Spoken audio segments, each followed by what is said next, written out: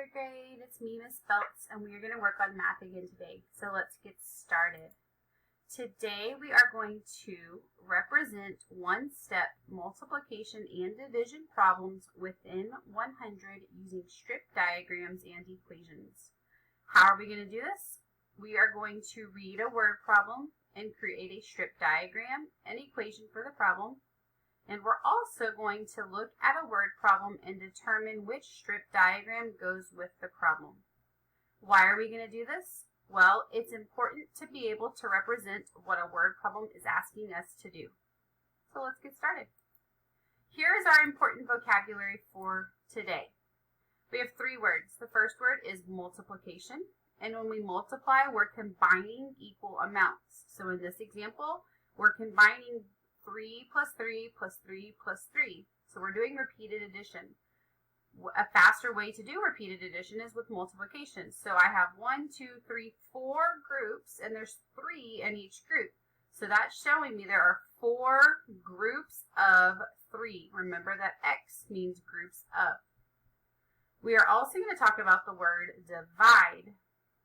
When we divide, it means to share or separate into equal groups or equal parts. So for this example, there are 15 dogs, and there are 3 groups, and there are 1, 2, 3, 4, 5 in each group. The last word we're going to talk about is strip diagram. Strip diagram is a visual to represent a problem. So in this example, I know there are 1, 2, 3, 4 groups, and there are 1, 2, 3, there are 3 in each group. And I am looking for my total amount. We're going to be using strip diagrams all day today. Here is our first example. It says, James has 6 bags of candy. There are 9 pieces in each bag. How many pieces of candy does James have altogether? So remember, anytime we have a word problem, the first thing that we have to do is read it, obviously. After we read it, we're going to read it again and we're going to highlight the important information. So let's look at this. What is a piece of important information? So let's read it again. James has 6 bags of candy. There are 9 pieces in each bag. How many pieces of candy does James have altogether? Well, 6 bags of candy is important. I need to know there are 9 pieces in each bag. That's important. And my question is always important. How many pieces of candy does James have altogether? So I'm going to highlight all of that information. Now today what we're going to do is we're going to work on creating a strip diagram and equation that goes with this problem. So what do we know? 6 bags of candy, 9 pieces in each bag, and we're trying to figure out how many he has altogether. So the first thing I'm going to do is I'm going to draw my 6 bags. Here's bag 1, bag 2, bag 3, bag 4, bag 5, bag 6. How many pieces are in each bag? If you said 9, you are correct, because that's what our problem told us. There are 9 pieces in each bag. So each bag gets 9. What am I going to put up here in this box? That's right. I'm going to put a question mark because I don't know. I am looking for the total number of amount of candy. So I want to know how much he has altogether. So this is what this strip diagram would look like for this word problem. And the equation that would go with it is I have 6 bags or 6 groups of 9. So I have 6 groups of 9, and that's going to tell me my total amount of candy. Since I knew how many bags I had and how much were in each bag, I knew that this was a multiplication problem because I'm going to figure out my groups. I have the same number in each group, and I know how many groups I had. So that's why this was multiplication. Let's look at this problem. Now it says that James has 54 pieces of candy. He wants to put an equal amount into 6 bags. How many pieces of candy will he put in each bag? So I read it one time. What am I going to do now? That's right. I'm going to read it again, and I'm going to find my important information. So let's read it again. James has 54 pieces of candy. He wants to put an equal amount into 6 bags. how many pieces of candy will he put in each bag? So I know he has 54 pieces of candy. That's important. What else do I know? That's right. He's going to put an equal amount into 6 bags. What am I looking for? Yeah, I want to know how many pieces of candy he will put in each bag. So I'm going to highlight all of that important information. And I'm going to use it to help me build my strip diagram. So I know my total. I know he has 54 pieces of candy. He can't have any more. That's all that he has. Now I'm going to figure out he wants to put an equal amount into 6 bags. So I know he has 6 bags. Bag 1, 2, 3, 4, 5, and 6. What am I trying to figure out? That's right. I'm trying to figure out how many pieces of candy he'll put in each bag. Well, if that's what I'm trying to figure out, I'm going to put a question mark. So for this problem, I knew my total and I knew how many bags there were. And I'm trying to figure out how many are in each bag. So this is what my equation will look like. Since I know my total and I know how many bags I have, I know that this is a division problem because I know how many times I'm going to break this apart.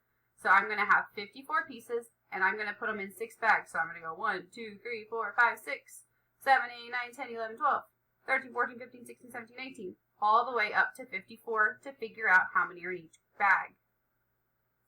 So I want to look at how these two problems are the same and how they are different. So here are our 2 problems with our strip diagrams. Let's look at this first one. James had 6 bags of candy. There's those 6 bags again. There are 9 pieces in each bag. There's my 9. How many pieces of candy does James have altogether? The second one said that James had 54 pieces of candy. There's those 54 pieces. He wants to put an equal amount into 6 bags. There are my 6 bags. How many pieces of candy will he put in each bag? I don't know. That's why I have my question mark. So for this example, I said that it was a multiplication problem. I know it's a multiplication problem because I know how many groups I have and I know how many is going to be in each group, but I do not know my total. Since I do not know my total, that's what I'm figuring out, so that's why I'm going to multiply. For this example, I know my total. I know I'm starting with 54 pieces of candy. I know I'm putting them into 6 bags, but I do not know how many are going to go in each bag. So that's why I have my question mark. So if you know your total and you know how many you're going to divide it into, that's going to be a division problem. So if I look at both of them side by side, I'm able to see how they're similar and how they're different. For this multiplication one, I do not know my total. For division, I do know my total. For my multiplication, I know how many are in each bag, and I know how many bags there are. For my division one, I know how many bags there are, but I do not know how many are going to be in each bag. Now, sometimes for division, you will know this part, but you may not know this part, but you will always know your total. So, let's look at this problem. This time, we're going to read the problem and find the important information, and then I'm going to give you 2 strip diagrams, and we're going to figure out which one actually goes with it. So, let's read the problem first. Jimena has 72 grapes. She puts them into 8 equal groups. How many grapes will be in each group? So again, the next thing I do, I read it again, I find my important information. Jimena has 72 grapes. She puts them into 8 equal groups. How many grapes will be in each group? Well, I know 72 grapes is important. I know that 8 equal groups is important. And my question of how many grapes will be in each group is always important. So I'm going to highlight it. Now, there are 2 strip diagrams. So let's look at these 2 strip diagrams. In this one, I know my total. In this one, I do not know my total. She puts them in 8 equal groups. Well, there's G1, which means group. So I have group 1, 2, 3, 4, 5, 6, 7, 8. Group 1, 2, 3, 4, 5, 6, 7, 8. That's the same. So both of them have 8 equal groups. For this one, I know my total. And for this one, there are 72 grapes in each group. And I do not know my total. Which strip diagram do you think is going to go with this problem? So listen one more time. Jimena has 72 grapes. She puts them into 8 equal groups. How many grapes will be in each group? Which one is going to be the right strip diagram? The first one or the second one? If you said the first one, you are correct. Why? Yeah, we know our total. We know she started with 72 grapes. So since we know our total, we know that that has to go in this first blank. And she's putting them into 8 equal groups. And we don't know how many are in each group, so that's why we have the question mark. Let's do another one like this. Blake has 10 packs of Pokemon cards. There are 8 cards in each pack. How many Pokemon cards does he have in all? So let's read it again and find our important information. Blake has 10 packs of Pokemon cards. There are 8 cards in each pack. How many Pokemon cards does he have in all?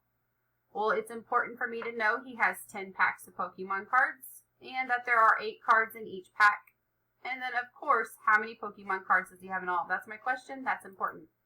So I am going to highlight it. I clicked the button too many times, but that's okay. I want to know which strip diagram goes with this word problem. So he has 10 packs of Pokemon cards. Is that my total?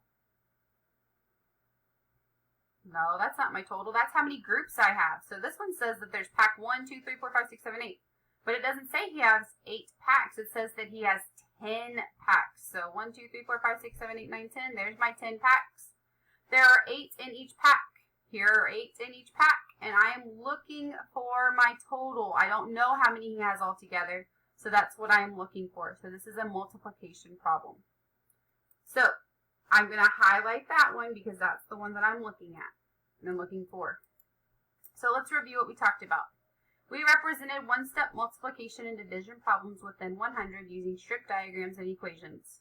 We did that by reading word problems and creating strip diagrams and equations for the problem. And we looked at word problems to determine which strip diagram goes with the word problem. And we did that because it's important to be able to represent what a word problem is asking us to do. So now it's going to be your turn. You are going to do exactly what we just did. The first thing you're going to do is determine which strip diagram goes with an equation. And then you're actually going to read a word problem and create a strip diagram for the problem. This is what your page will look like. So you're going to read the word problem, and then you're going to drag the yellow box over whichever strip diagram goes with this word problem. Make sure you highlight or underline the important information. So you have 1, 2, 3, 4 different ones that you're going to do that with. So all you're going to do is drag the yellow box over the correct strip diagram. Then you're going to have 2 word problems, and you're going to actually draw the strip diagram for me. So you're going to read the word problem, highlight the important information or underline it, and then you're going to draw a strip diagram that goes with it. If you have any questions, ask your teacher. I know you're going to do a great job. Make sure you show all of your work because it's the most important part. And make sure that you ask questions if you have any. I'll see you next time. Bye.